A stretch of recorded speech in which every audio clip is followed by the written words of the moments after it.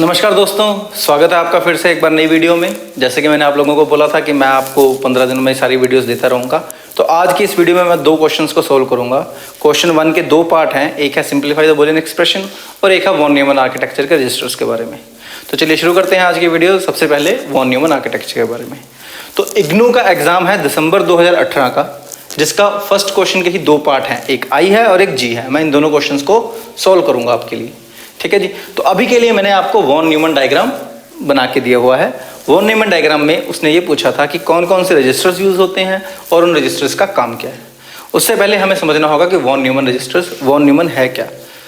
दोस्तों, जैसे जब कंप्यूटर बना था तो कंप्यूटर बनाने के लिए कई तरीके के थ्योरेटिकल मॉडल्स और आर्किटेक्चर्स बनते हैं। उन्हीं थ्योरेटिकल और मॉडल्स और आर्किटेक्चर्स में से 2 या 3 आर्किटेक्चर्स बहुत ज़्यादा पॉपुलर हैं।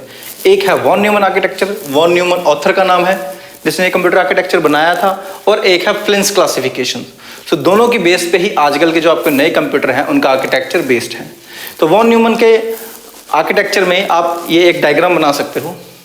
वॉन न्यूमन के इस आर्किटेक्चर में आपके 5 मेन यूनिट बन रहे हैं: input devices, output devices, processing unit, control unit and memory. ये 5 यूनिट हैं।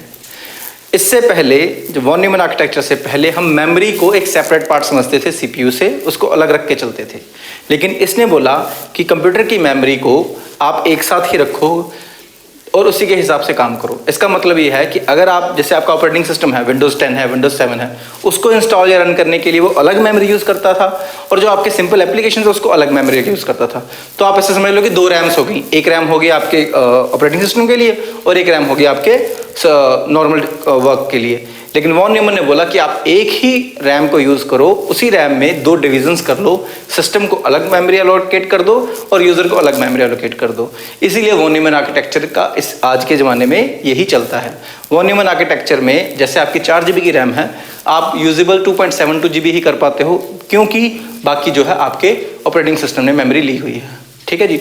तो इसी हिसाब से इसको समझते हैं। ये मेरी इनपुट डिवाइसेज होंगी, ये मेरी आउटपुट डिवाइसेज होंगी।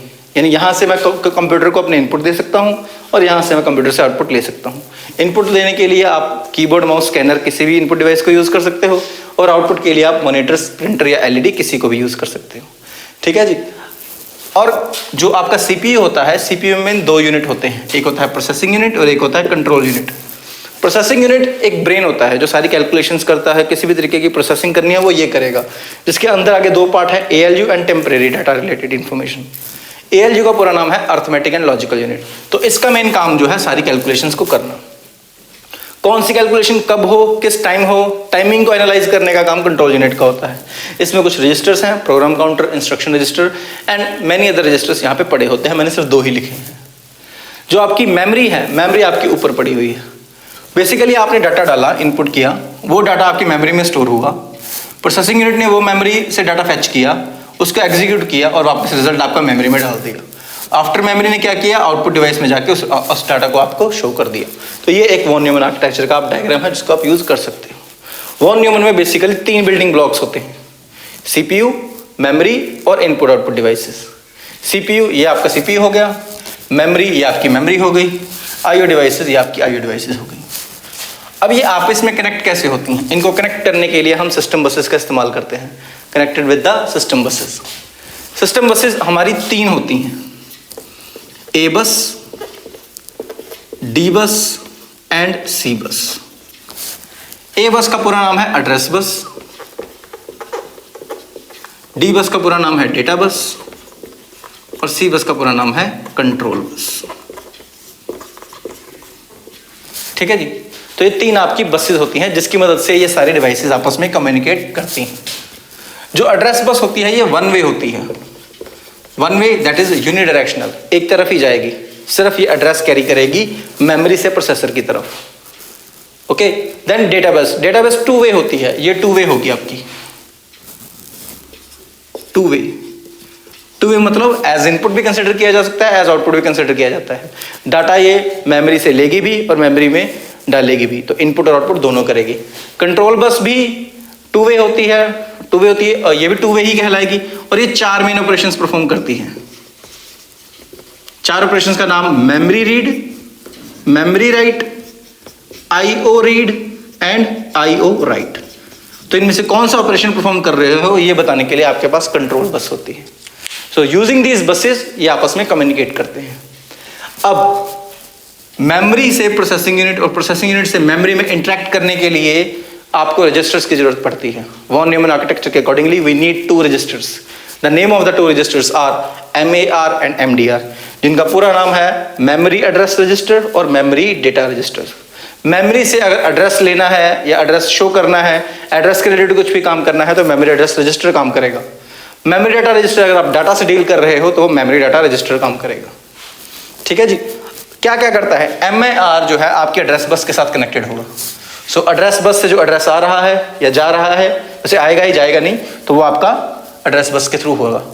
MDR डेटा बस है, और जैसे कि एड्रेस बस मैं बता चुका हूं 1 वे है, तो MAR भी 1 डायरेक्शन में ही काम करेगा, दोनों डायरेक्शन में काम नहीं करेगा। एंड सिमिलरली D बस जो है डेटा बस, वो आपके MDR के साथ कनेक्टेड है। ये बोथ डायरेक्शंस में डाटा लेके जाएगा, यानी एज ए इनपुट भी और एज ए आउटपुट भी। ओके, अब इसमें क्या पड़ा होता है, आपके MAR में क्या पड़ा होता है, इसके अंदर आपकी इंस्ट्रक्शन या डाटा एड्रेस दोनों में से किसी एक एड्रेस का पड़ा होगा।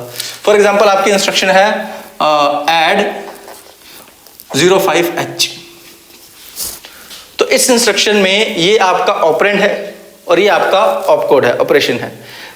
डाटा एड्रेस या इंस्ट्रक्शन एड्रेस, या तो पूरी इंस्ट्रक्शन का एड्रेस आप होल्ड कर लो या आप सिर्फ डाटा का एड्रेस होल्ड कर लो। दोनों में से कोई एक एड्रेस होल्ड करने का काम आपका MAR रजिस्टर करता है, मेमोरी एड्रेस रजिस्टर। MDR जो है वो मेमोरी डेटा रजिस्टर है, ये डाटा रखेगा। ये डाटा क्या कर सकता है, या तो आपका डाटा CPU रजिस्टर में रख सकता है या डाटा बसेस में रख सकता है। तो आप ऐसा समझ लो कि ये आपकी डाटा बस है, ये आपकी CPU रजिस्टर है और ये आपका MDR रजिस्टर है। So either it can store the data here in data bus और either it can store the data in here CPU register. ये 4 मार्क्स का क्वेश्चन था, इतना आप एक्सप्लेन कर लीजिए, डायग्राम देके एक्सप्लेन कर दीजिए, that will be more than enough. चलते हैं दूसरे टॉपिक की तरफ।